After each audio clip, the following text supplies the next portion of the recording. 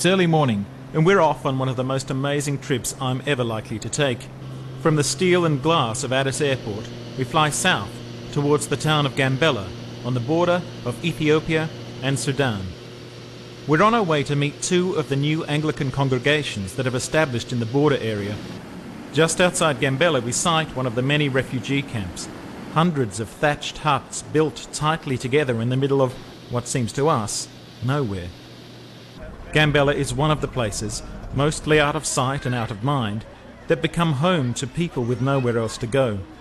Despite the best of intentions, land is often appropriated from existing people groups, and that simply exacerbates the problems the refugees face.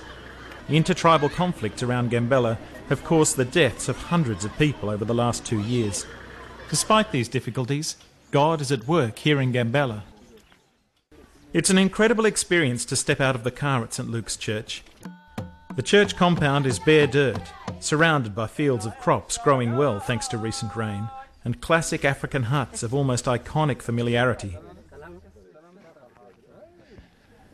The Anglican Church in Ethiopia used to consist of one expat parish in Addis Ababa. There are now 32 different parishes around the country, many of them here on the Ethiopian and Sudanese border, some in refugee camps and some in towns like this. Living circumstances here are extraordinarily difficult, but the faith of the people is wonderful to see. The church itself is a brand new mud and thatch structure. The congregation has just finished building, and they are extremely and justifiably proud of what they have achieved in these most difficult of circumstances. The welcome is a traditional foot washing, which in over 40-degree heat is a welcome gesture. We are honoured in this way because of the respect which Reverend Andrew Proud has earned during his time in Ethiopia. We have 32 churches in the western region of Ethiopia, which I'm responsible for overseeing. But now we're shifting out of the refugee camps into the Ethiopian towns and villages. And that's really exciting because those guys are going to stay. And I'm actually really proud to be working with them. They have such energy, such vision, such cheerfulness in the face of adversity, as you found yesterday when you went down there. They are wonderful people to work with, and they're so generous. Inside the church it's packed, but cooler than outside, and the dark skin of the congregation blends with the colour of the walls.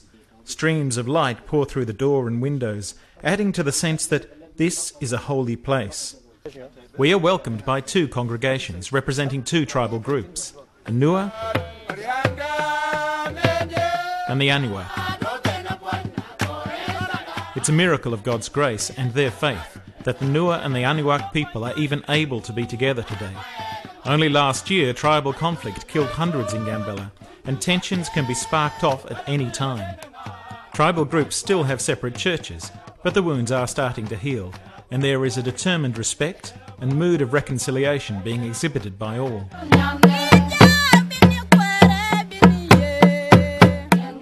For these churches, the choir is often the front-line tool for evangelism, with whole villages sometimes coming to faith after a visit from the singers. The sparkling choir robes may seem incongruous, but they're of huge importance to the choir and, partly because of their cleanliness and their value, represent one way in which the church states to the world just how important their faith in God really is. They are heroes. These Christians, their house is very small, and yet they save from their money and they save their efforts to build their church in a better way, much better than their own house. And this teaches me a lot, that these people love the Lord from all their heart, from all their thought, from all their might, with all their money, with all what they can give to the Lord. They have, if they are lucky, they would have one meal a day, and yet they build churches. The afternoon is a series of meetings with different groups: Mothers' Union, the wonderful Aniwak choir, community leaders, pastors from the refugee camps, all with inspirational stories to tell. These are sophisticated and dignified people with enormous potential, living in one of the toughest places in Africa. In December last year, we went down to the Western Region churches, and we were going into an area that was very, very dangerous. There was still military on the roads and things, and problems happening just 1 kilometre inland into the scrub. And we were worrying about whether our insurance would actually cover us in case anything went wrong. And the Ethiopians in the car were saying, you know, you Westerners are all the same. And they were laughing and they're saying, but Exabir Allah, that means God is here. There's a great sense of reliance on God and a great sense that God will speak to you and that God has a plan for your life. And that's been a huge challenge to my own faith, simply because living in Britain today, which is, as I said, a post-Christian, post-modern society, even people in churches live sometimes practically as if they don't think that God is around. Most of the growth of the churches in this area is overseen by leaders trained through a program funded by ABM's Good Friday Gift. 2 years ago, Reverend Andrew Proud had a training program ready to begin, but no money to proceed. Desperate for help, he called Bishop Munir in Cairo and asked if there was any way he could assist.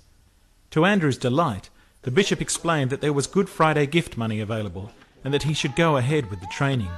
The rest, as they say, is history.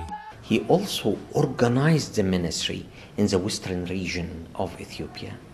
And when he trained and spent a lot of time and a lot of money investing them in leadership training, these leaders started to go out and plant churches.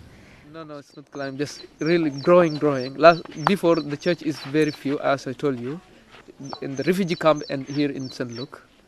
But now the church is growing, even trees up to the border of Sudan and Etang. Even not only in the refugee camp, even goes through the community now. It's just because when God is come to the world, is for everybody, not for the Anglican or for an English person only, not for Africa. It's come for all people. Our visit to the Anglican Church in the Middle East and North Africa has revealed a church that I never knew existed. As an Anglican, it's so easy to think that the church is what we see when we arrive on Sunday morning. But the communion is wide and the people are diverse. This is a church that needs our prayers and support over the years to come, but also one that will feed us if we allow it to.